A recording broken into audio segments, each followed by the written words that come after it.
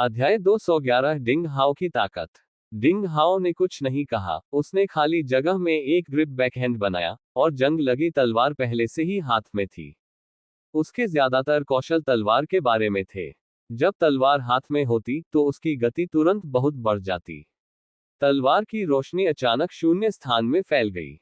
बर्फ के क्रिस्टल की बौछार और ड्रैगन की दहाड़ के साथ ड्रैगन राजा का एक जीवंत और ज्वलंत पंजा प्रेत उभरा।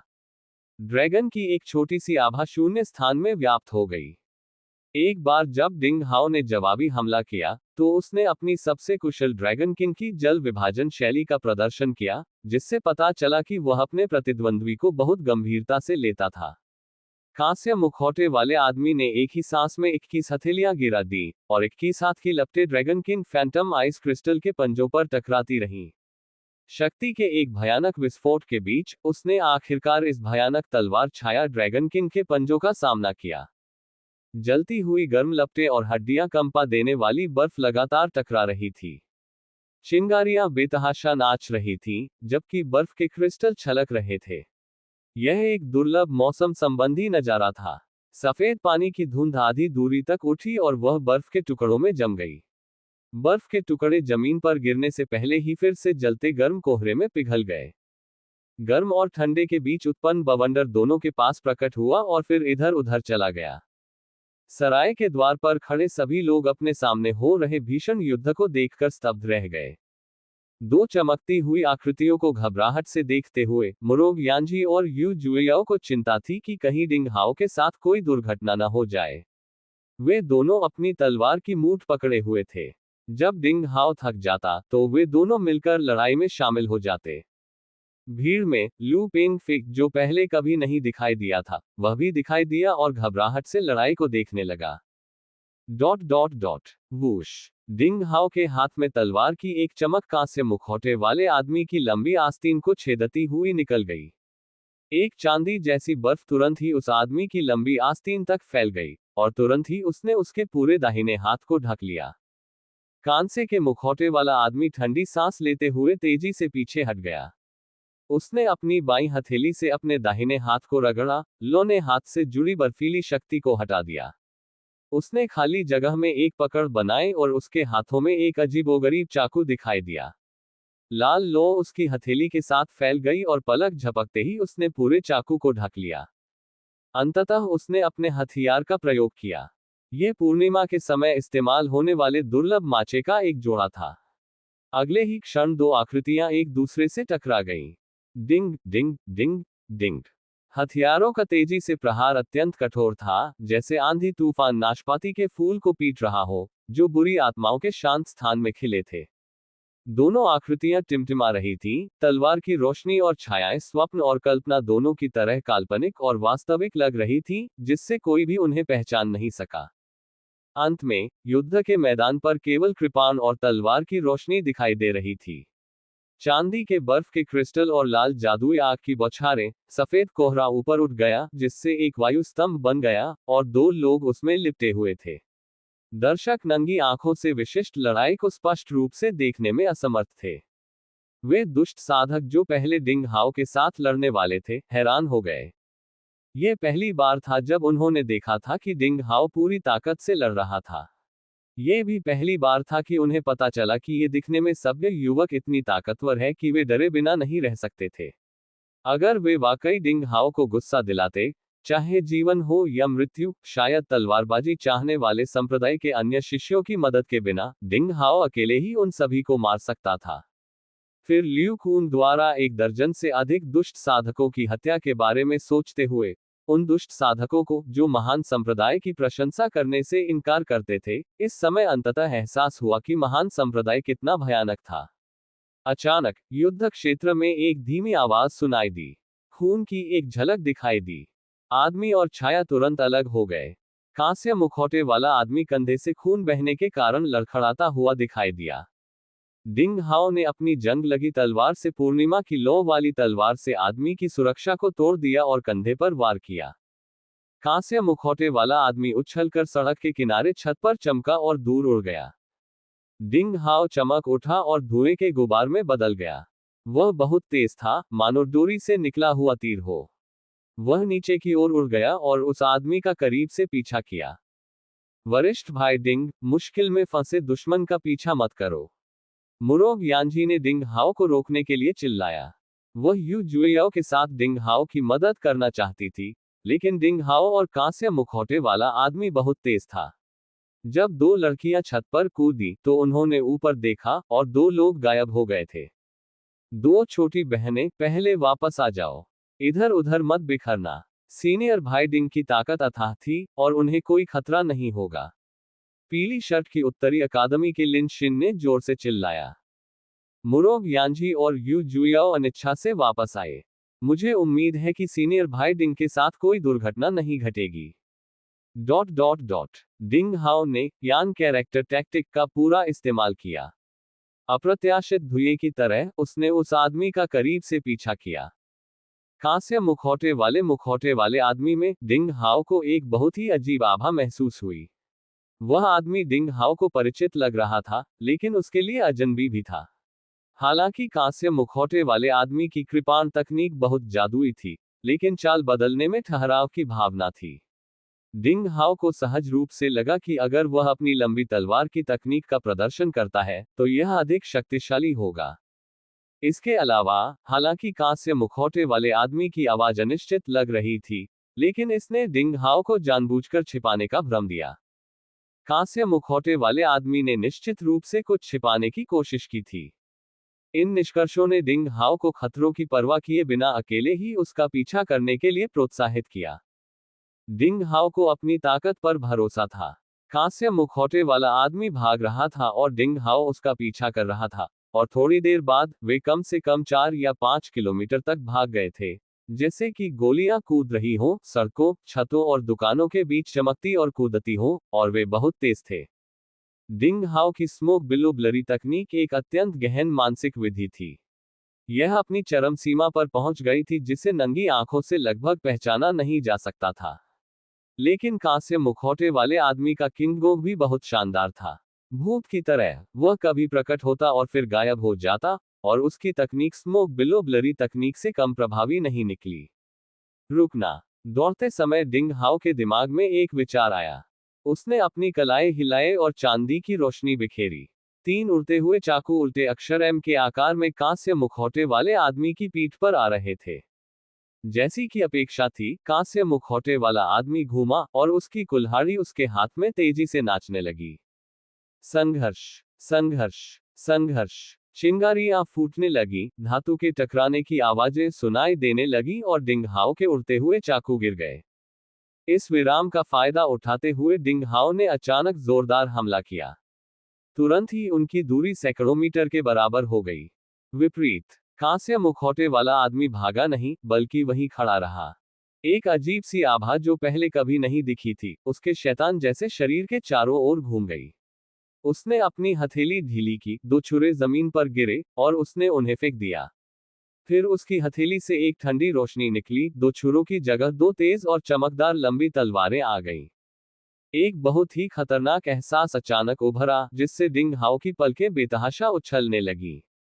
जैसा कि अपेक्षित था, छुरों की जगह लंबी तलवारें ले ली गईं। वह जो इस्तेमाल करता था वह वास्तव में तलवार की तकनीक थी। उसने अपनी छुरी का इस्तेमाल इसलिए किया था ताकि दूसरों को पता न चले। क्या भीड़ में से कोई भी उस कांस्य मुखौटे वाले आदमी को पहले से जानता था? जी। स्वर्ग में एक रास्ता है जिस पर तुम नहीं चल सकते, लेकिन नरक में ऐसा कोई रास्ता नहीं है जिस पर तुम टूट पड़ो। डिंग हाओ, तुम्हारा जीवन खत्म हो गया है। अध्याय 212 हत्या शैली अंतहीन हत्या चालें। कांस्य मुखौटे वाला आदमी विचित्र ढंग से मुस्कुराया, अपनी दोहरी तलवारें हिलाई, छाती पर एक चांदी का क्रॉस बनाया, और एक गोले की तरह डिंग हाओ पर खुद को गोली मार ली। हत्या शैली, ड्रैगन किंग की जल विभाजन शैली। डिंग हाओ ने बिना किसी लापरवाही के चिल्लाया। उसकी जंग लगी तलवार उसके हाथ में तेजी से नाच रही थी। उसने ड्रैगन किंग की जल विभाजन शैली में 9 चालों में से सबसे शक्तिशाली चाल चली। शून्य स्थान में लहरों की आवाज चलती रही, मानो समुद्र में ज्वार भाटे की लहरें उठ रही हो। 30 फीट से ज्यादा लंबा सिल्वर आइस क्रिस्टल वाला प्रेत ड्रैगन उड़ता हुआ दिखाई दिया। ड्रैगन के कवच, पंजे, आंखें, सींग और यहां तक कि रश भी जीवंत थे। आभा को बिना छोड़े रोका गया। ड्रैगन तेजी से प्रतिद्वंद्वी से टकराया। मौत के लिए गला घोंटकर हत्या। एक जोरदार चीख के साथ कांस्य मुखौटे वाला आदमी बिना पीछे हटे आगे बढ़ गया। दोहरी तलवारों ने एक अजीब लय में छाती पर चांदी के क्रॉस बनाए, परी चांदी के शटल की एक जोड़ी की तरह, तुरंत एक घने चांदी के क्रॉस तलवार जाल बुनते हुए। तलवार के जाल की परतें ऐसे उड़ी जैसे मुलायम जालों ने चांदी के ड्रैगन को अपने में लपेट लिया हो। धमाका। बर्फ के ड्रैगन ने अपनी पूंछ को झटका, तलवार का जाल कस दिया गया, और बर्फ और आग की तीव्र ऊर्जा सीधे टकरा गई और इस समय विस्फोट हो गया। भयानक विस्फोट की लहर फैल गई, जिससे दो व्यक्तियों के पैरों के नीचे कई घर ढह गए, धुआं और धूल उड़ने लगी तथा भूकंप की तरह बजरी फैलने लगी। धूल जमने से पहले तलवार की रोशनी ठंडे तारों में बदल गई और धूल के माध्यम से चुपचाप डिंग हाओ पर गिर गई। तलवार की रोशनी यहां वहां नाशपाती के फूलों की तरह पड़ रही थी। बहुत बढ़िया, डिंग हाओ चिल्लाया, उसकी कलाइयां कांप रही थीं, जंग लगी तलवार हिल रही थी और भिनभिना रही थी। उसने वार किया। पहले ठंडी रोशनी आई, फिर उसके पीछे ड्रैगन जैसी तलवार आई। डिंग डिंग डिंग डिंग। उस क्षण तीखी तलवारों की नोकें तीव्र गति से टकराईं, जैसे सुई की नोक गेहूं के बाल से टकराती है, और ठंडे तारे एक दूसरे से टकराए, और उनमें से चिंगारियां फूट पड़ी। कांसे के मुखौटे वाले आदमी के हाथ में लंबी तलवार स्पष्ट रूप से कोई साधारण चीज नहीं थी। एक पल में, लंबी तलवार अनगिनत बार जंग लगी तलवार से टकराए, और अप्रत्याशित रूप से वह बिना किसी नुकसानदेह स्थिति में आए खड़ी रही। तीन लंबी तलवारें कई बार एक दूसरे से टकराईं और अंततः धीरे धीरे उनमें ताकतवर और कमजोर के बीच अंतर किया जा सका। वूश। दो नर्म आवाजें, दो ठंडी रोशनी, और तलवार क्यूई। अंततः उन्होंने जंग लगी तलवार के प्रकाश जाल को तोड़ दिया, और यह डिंग हाओ के गाल को छूती हुई निकल गई। अगले ही पल, कुछ काले बाल कंधे पर गिर गए, और डिंग हाओ के गाल पर एक पतली खून की धार दिखाई दी। डिंग हाओ घायल हो गया। यह पहली बार था कि डिंग हाओ तलवार प्रतियोगिता में दूसरों के मुकाबले प्रतिकूल स्थिति में आ गया था। कांस्य मुखौटे वाला आदमी एक चाल में सफल हो गया। तलवार की शैली अंतहीन थी, बिल्कुल यांगेजी नदी की लहरों की तरह। प्रत्येक शैली दूसरे से तेज थी, और एक वार दूसरे से ज्यादा तेज था। हिंसक तूफान की तरह तलवार की बारिश डिंग हाओ को व्यापक रूप से दबा रही थी। डिंग हाओ ने बर्फ के क्रिस्टल और बर्फ के टुकड़ों से खुद को ढकते हुए ठंड क्यूई को हिलाने की पूरी कोशिश की। ड्रैगन जैसी जंग लगी तलवार, ड्रैगन किंग की जल विभाजन शैली में 9 शैली की 21 चालों का लगातार प्रदर्शन किया गया। तलवार की रोशनी अचानक आती और चली जाती, और वह रक्षात्मक स्थिति में थी। पैरों के साथ मी कैरेक्टर टैक्टिक का सहयोग करते हुए तलवार की परछाइयां कभी एक साथ आती और कभी अलग हो जाती। इसका पता लगाना मुश्किल था। इस आदमी की दोहरी तलवारें और उसकी तलवार चलाने की तकनीक वाकई लाजवाब है। शायद ये ड्रैगन किंग की जल विभाजन शैली से भी बेहतर है। ये कहां से आता है? वह मुझे क्यों मारना चाहता है? उसने जानबूझकर कमजोरी दिखाए और मुझे इस जगह पर ले आया, इससे पहले कि वह अपना असली हुनर दिखाने के लिए तैयार होता। एक तरफ, उसने तलवारबाजी चाहने वाले संप्रदाय के दूसरे शिष्यों से मेरी मदद करने के लिए कहने से परहेज किया, दूसरी तरफ, उसने ज्यादा लोगों को प्रभावित करने से भी परहेज किया। उसे पूरा भरोसा था कि वह मुझे यही मार सकता है, इसलिए उसने आखिरकार अपनी पूरी कोशिश की। जो व्यक्ति इतनी चतुराई से तलवार चलाने की कला में निपुण है, वह निश्चित रूप से दुष्ट साधक नहीं है। उसे किसी प्रमुख संप्रदाय से होना चाहिए। स्नो प्रांत में तलवार चलाने की कला के लिए प्रसिद्ध तलवारबाजी चाहने वाले संप्रदाय के अलावा शून्य विचार संप्रदाय, महान शून्य संप्रदाय और मन दिखाने वाले संप्रदाय भी हैं। यह आदमी किस संप्रदाय से आता है? डिंग हाओ ने त्वरित सोच के साथ उस आदमी की तलवार चलाने की तकनीक को ध्यान से देखते हुए पूरी तरह से बचाव किया। डिंग हाओ में दो जीवन की दोनों आत्माएं थीं, वह कृपाण और तलवार का संत भी था। तलवार की तकनीक को समझने में वह एक राक्षस हो सकता था। उसने जितनी भी तलवार की तकनीकें एक बार देखी, वह उनकी चालें याद रख सकता था। इस कांस्य मुखौटे वाले आदमी की तलवार की तकनीक इतनी तेज थी जैसे नाशपाती के फूलों पर बारिश का तूफान। डिंग हाओ को दर्जनों चालें याद थीं, लेकिन वह उन तलवार चालों को जगाने के लिए आंतरिक शक्ति की साधना विधि को जानने में विफल रहा। थोड़े समय में वह उन चालों को पूरी तरह से कॉपी नहीं कर सका। उपहास उपहास उपहास। एक क्षण बाद अदृश्य तलवार की ऊर्जा ने डिंग हाओ की लंबी आस्तीन और हेम को काट दिया। डिंग हाओ के कंधे में खून के फूल खिल रहे थे। वह फिर से घायल हो गया।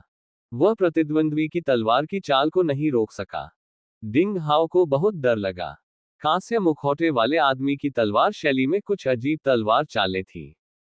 हर बार जब वह अचानक अपनी चाल शुरू करता तो डिंग हाओ अपनी तलवार ऊर्जा को अपने ड्रैगन किंग की जल विभाजन शैली से दबा नहीं पाता।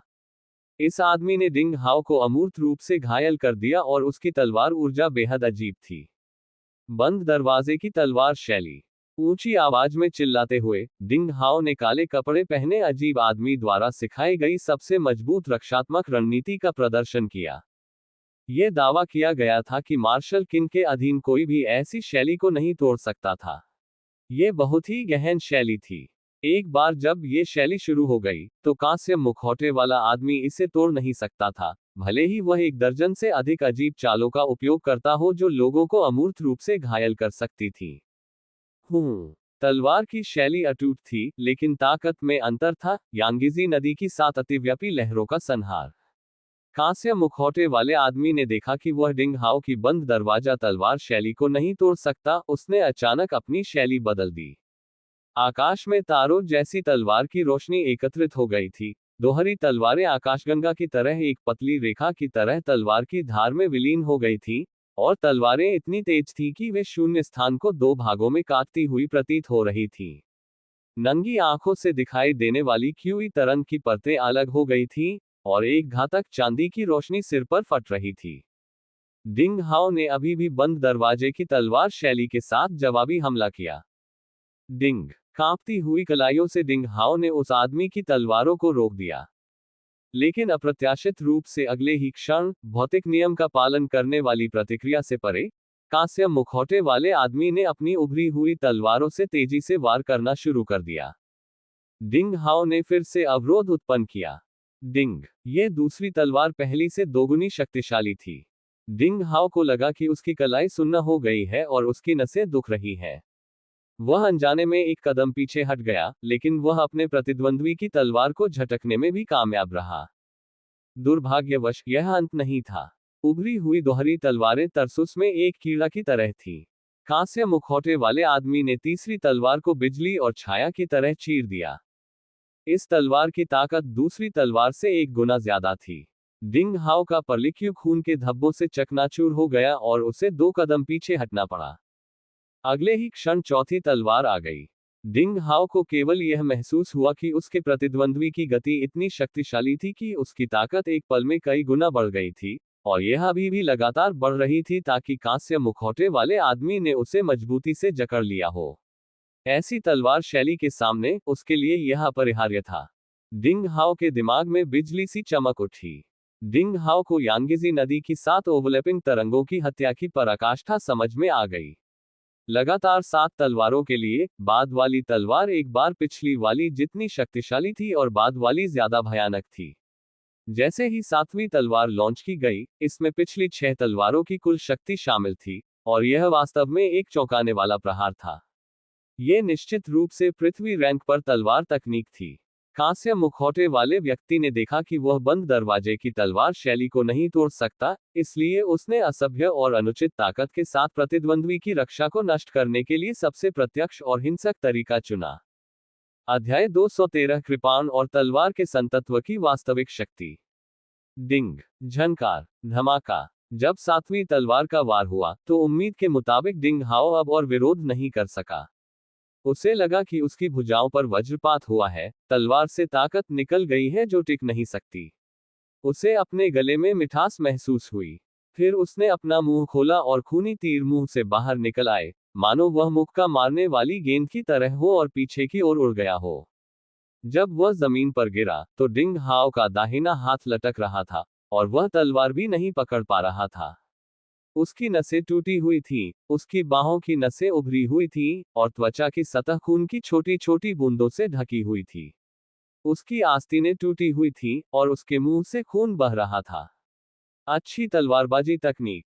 डिंग हाओ ने अपने दाहिने हाथ की चोट को ठीक करने के लिए धीरे धीरे अपने जादू के कौशल का इस्तेमाल किया। उसने मुंह के कोनों में खून चाटा, जिससे एक गंभीर मुस्कान प्रकट हुई। तुम मरने जा रहे हो। क्या तुम्हारे पास कोई अंतिम शब्द है? कांस्य मुखौटे वाला आदमी धीरे धीरे पास आया, लेकिन उसके चेहरे की अभिव्यक्ति स्पष्ट रूप से नहीं देखी जा सकती थी, और उसकी आवाज दरार से बाहर तैरती हुई लग रही थी, उदास और ठंडी, एक अवर्णनीय भयानकता के साथ। आखिरी शब्द, मुझे देखने दो। डिंग हाओ ने अपना दाहिना हाथ आगे बढ़ाया और कहा, शायद तुम मुझे बता सको कि तुम कौन हो और तुम मुझे क्यों मारना चाहते हो। जी जी जी, बेटा, समय के लिए खेलो। मैं इतना बेवकूफ नहीं बनूंगा। मैं तुम्हें सब कुछ बता दूंगा। जब तुम मरोगे, तो अंडरवर्ल्ड में जाओ और नर्क के राजा से पूछो। हा हा हा। कांस्य मुखौटे वाले आदमी ने एक शब्द भी नहीं कहा और वह बहुत सतर्क था। ऐसी परिस्थितियों में वह कुछ भी नहीं बताएगा। कितनी अफसोस की बात है। चूंकि तुम यह नहीं कहना चाहती, इसलिए तुम्हें अपना मुखौटा उतारना होगा और मैं फिर से धीरे से पूछूंगा। डिंग हाओ ने मुस्कुराते हुए कहा, मेरा मुखौटा उतारो। जी जी, यह मजाक ज्यादा मजेदार नहीं है। कांस्य मुखौटे वाला आदमी रात के उल्लू की तरह था, लेकिन अगले ही पल उसकी आंखें अचानक स्थिर हो गईं और हंसी अचानक बंद हो गई। क्योंकि इसके विपरीत, अप्रत्याशित रूप से डिंग हाओ अपने बाएं हाथ में एक पत्थर की कृपाण पकड़े हुए था। यह एक पत्थर की कृपाण थी जिसका आकार बहुत ही सरल और अपरिष्कृत था। इसकी बनावट साफ थी, और इसकी ब्लेड बॉडी उदार थी, रक्त स्लॉट उत्तम था, और ब्लेड मोटा और भारी था, जो एक अनोखा स्वाद दे रहा था जो केवल जादुई हथियार के पास ही होता है। ब्लेड में बर्फ के क्रिस्टल की लहरें फैली हुई थीं, जो अविश्वसनीय ताकत और तीखेपन के साथ घूम रही थीं। जादुई हथियार। तुम्हारे पास कोई जादुई हथियार है? कांस्य मुखौटे वाले आदमी की पुतलियां सिकुड़ रही थीं और वह बहुत हैरान दिख रहा था। लानत है, उसने धीमी आवाज में गाली दी, और पता नहीं क्यों, जाहिर तौर पर वह बहुत गुस्से में था। इस समय, उसकी आवाज अचानक बदल गई, जिससे डिंग हाओ को एक बहुत ही परिचित भ्रम हुआ। डिंग हाओ के कान हिले और उसे एक संभावना का अंदाजा हुआ।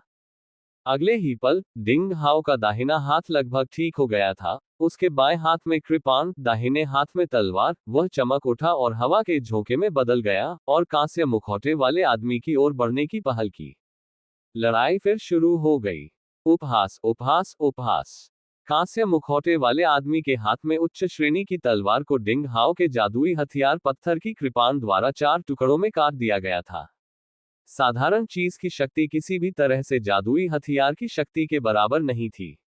यह पत्थर की कृपाण डिंग हाओ द्वारा पुस्तकालय के ठोस शून्य स्थान में महसूस करके प्राप्त किए गए जादुई हथियारों में से एक थी। जब काली ठंड और क्यूई को इंजेक्ट किया गया, तो पूरा कृपाण तुरंत चमकदार चांदी की रोशनी से भर गया, जो लोहे को कीचड़ की तरह काट रहा था, इसलिए इसने प्रतिद्वंद्वी के हथियार को एक पल में काट दिया। वाह! कृपाण की चमक निकल गई, और कांस्य मुखौटे वाले आदमी के बाएं कंधे पर बर्फ के खून का दाग रह गया, जो अचानक पकड़ा गया। लानत है! कांस्य मुखौटे वाला आदमी गुस्से से गुर्राया और वह कैटेकिन की तरह तेजी से पीछे हट गया। उसने खाली जगह में बैकहैंड पकड़ लिया। उच्च गुणवत्ता वाली 2 तलवारें फिर से दिखाई दी और उसने डिंग हाओ की कृपाण को रोकने की कोशिश की। डिंग डिंग, केवल 2 हल्की आवाजों के साथ, उसकी लंबी तलवार फिर से टूट गई। डिंग हाओ एक ड्रैगन की तरह शक्तिशाली था, अजेय। तलवार और कृपाण दोनों के साथ, उसने अपने दाहिने हाथ में ड्रैगन किंग की जल विभाजन शैली और अपने बाएं हाथ में अपनी यात्रा शुरू करने की तकनीक का इस्तेमाल किया। शायद यह उसका भ्रम था, उसे केवल यह महसूस हुआ कि तलवार और कृपाण दोनों की शक्ति एक ही समय में एक अजीब प्रतिध्वनि उत्पन्न करती प्रतीत हुई, और शक्ति 2 गुनी से भी अधिक बढ़ गई। कांस्य मुखौटे वाले आदमी ने भंडारण स्थान में असाधारण दिखने वाले असाधारण बड़े हथौड़ों की एक जोड़ी निकाली, जो तेज हवाओं में नाच रहे थे। ताली ताली। हथियारों की टक्कर से चिंगारियां फूटी, हथौड़ा आधा कट गया। वह वाकई असाधारण था, जैसे कि वह अपने साथ शस्त्रागार लेकर चल रहा हो। वह हर तरह के हथियार निकालता रहता था।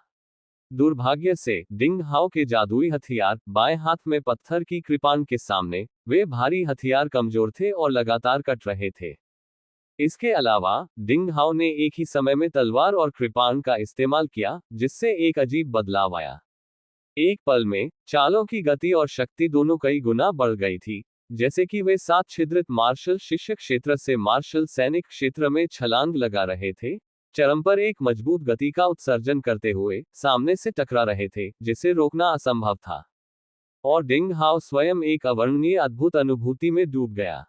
हाथों में तलवार और कृपाण लिए डिंग हाओ ने पूरे ब्रह्मांड में आत्मा महत्व का भाव जगाया। उसी समय छाती के मध्य डेंटियन में जलती हुई ज्वाला क्यूई को एक अजीब बल द्वारा खींचा गया, जो हलचल मचाते हुए शरीर से बाहर निकलने के लिए तैयार हो रही थी, जिसने बाएं हाथ में कृपाण को चलाया। ये कृपाण और तलवार के संत होने की प्रारंभिक शक्ति होनी चाहिए। कैसा दबंग संविधान है। खुशी के करीब आते ही डिंग हाओ का दिमाग बुद्धिमान हो गया और अचानक उसे इस पल बहुत कुछ एहसास हुआ। वो ये भी निश्चित था कि यदि जलती हुई ज्वाला क्यूई का उपयोग कृपाण तकनीक को चलाने के लिए किया गया और काली बर्फ क्यूई का उपयोग तलवार तकनीक को चलाने के लिए किया गया, तो तलवार और कृपाण का सबसे पूर्ण संयोजन कई गुना शक्ति और अकल्पनीय नई शक्तियों का उत्पादन करेगा। हालांकि डिंग हाओ ने खुद को संयमित किया और मध्य डेंटियन में जलती हुई लौ क्यूई के साथ पत्थर की कृपाण को नहीं चलाया। हर किसी को एक निश्चित संख्या में छिपे हुए कार्ड की आवश्यकता थी। जब उन्हें किसी महत्वपूर्ण क्षण में बाहर लाया जाता था, तभी वे आश्चर्यजनक प्रभाव डाल सकते थे। अब काली ठंड क्यूई ने तलवार और कृपाण को एक साथ चलाया, जो कांस्य चेहरे वाले मुखौटे वाले आदमी को पूरी तरह से दबा सकता था। उसे और अधिक छिपे हुए कार्ड दिखाने की कोई जरूरत नहीं थी। टकराना। भयंकर लड़ाई में डिंग हाओ ने पूरी तरह से ऊपरी हाथ हासिल कर लिया और उसने कांस्य मुखौटे वाले आदमी की पीठ पर बैकहैंड मारने के लिए कृपाण का इस्तेमाल किया। वाह! कांसे के मुखौटे वाले आदमी ने अपना मुंह खोला और एक मुट्ठी खून के तीर थूक दिए। वह बिजली की तरह चमका और भाग गया। डिंग हाओ ने तलवार और कृपाण दोनों का इस्तेमाल किया, जिससे उस आदमी को निराशा का भारी एहसास हुआ। आज जो असंभव था, उसे देखते हुए उसने एक निर्णय लिया, डिंग हाओ के साथ उलझना बंद कर दिया और तुरंत भाग गया। क्या तुम भाग सकते हो?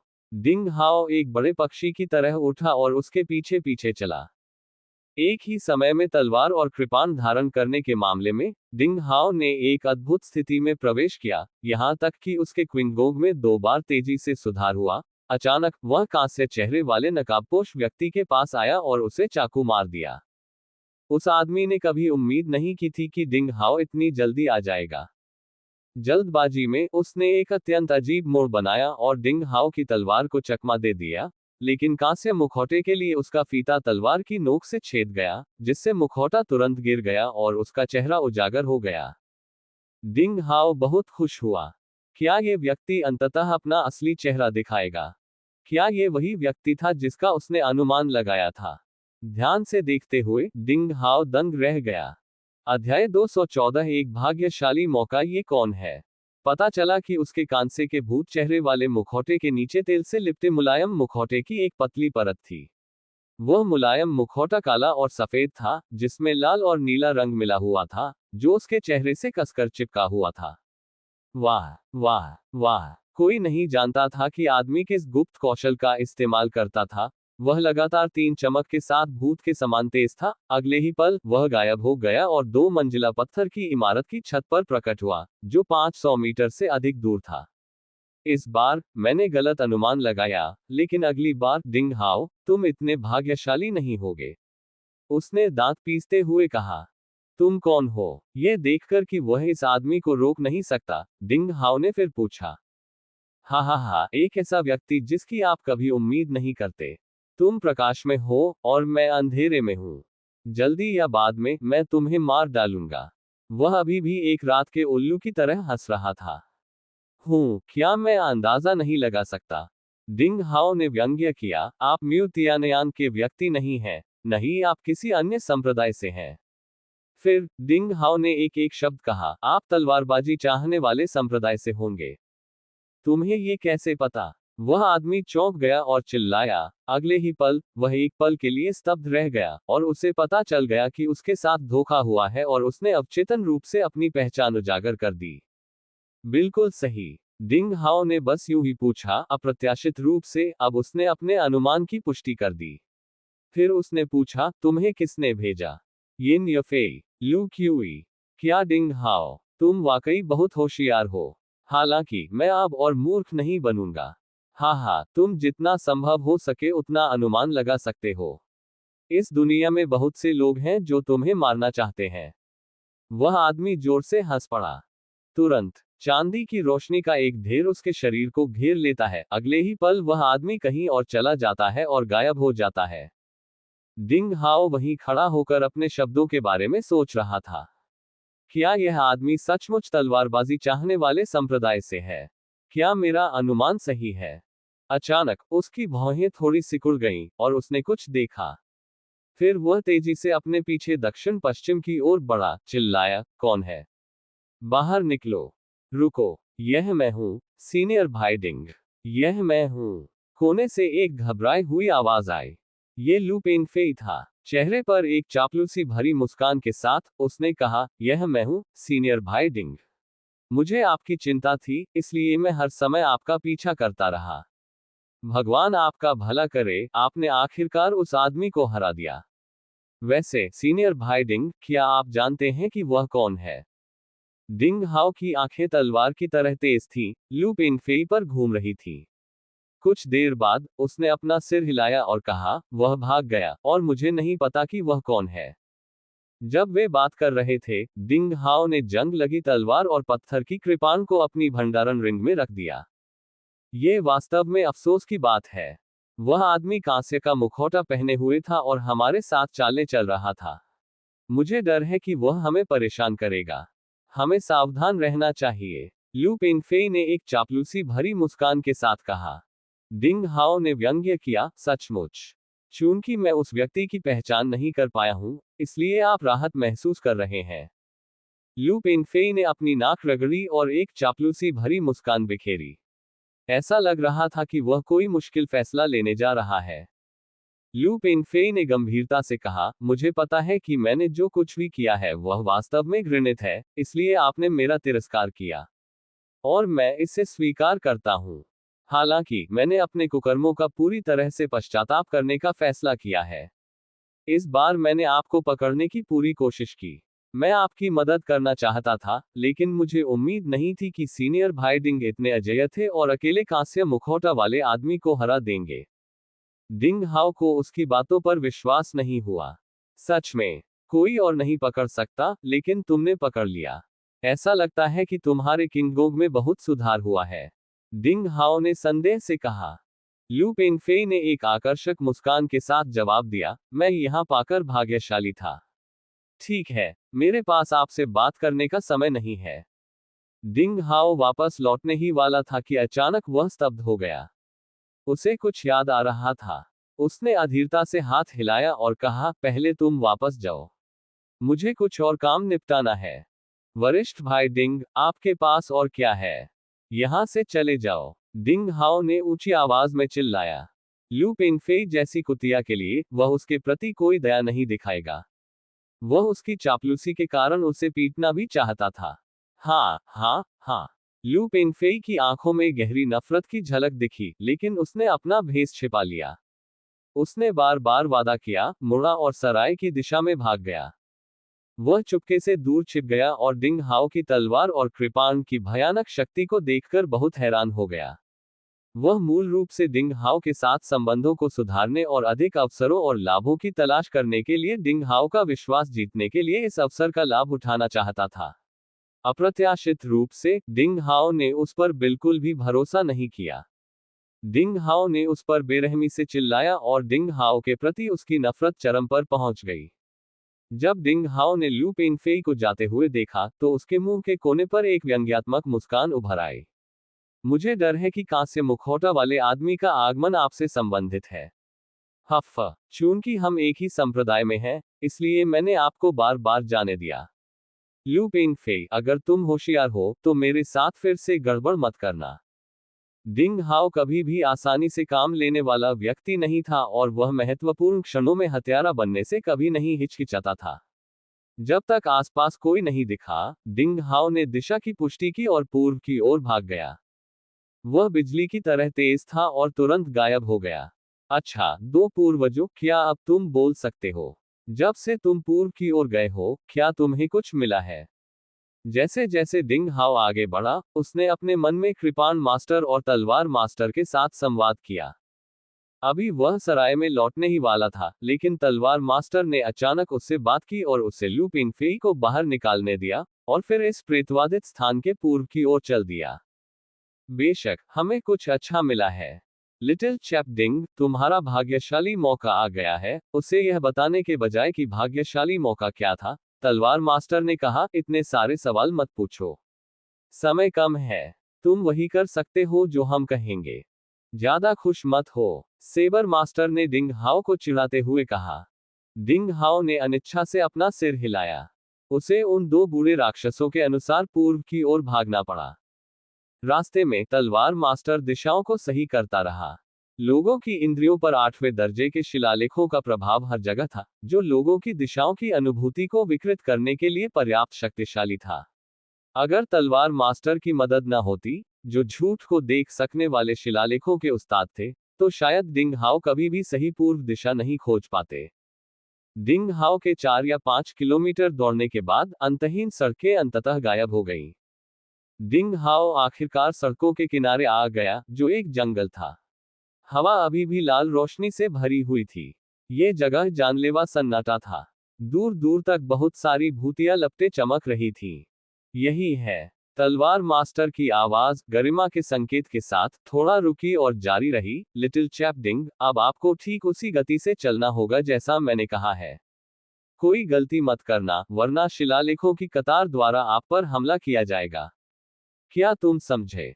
कृपाण मास्टर ने शायद ही कभी कोई शोर नहीं किया। डिंग हाओ ने सिर हिलाया। म्याओ, प्यारी बिल्ली ने गंभीरता से चीख मारी। ठीक है, अब सीधे 5 कदम आगे बढ़ो, प्रत्येक कदम 7 क्यून लंबा हो, तलवार मास्टर ने धीरे से कहा। अध्याय 215 खंडहरों में रहस्य। डिंग हाओ ने गहरी सांस ली, 5 कदम आगे बढ़ाए, जो 35 क्यून लंबे थे, और फिर रुक गया। हालांकि यह सिर्फ 35 क्यून था, डिंग हाओ को लगा कि उसने अनगिनत जगहें पार कर ली हैं। उसके सामने का नजारा बदल गया था। लाल जंगल और अंतहीन सड़कें गायब हो गई थी, उनकी जगह असीम अंधकार ने ले ली थी। डिंग हाओ को नहीं पता था कि वह कहाँ है। ये कितना भयानक शिलालेख जादू संरचना है। आगे बढ़ो, दाहिनी ओर 10 कदम चलो, प्रत्येक 7 क्यून लंबा।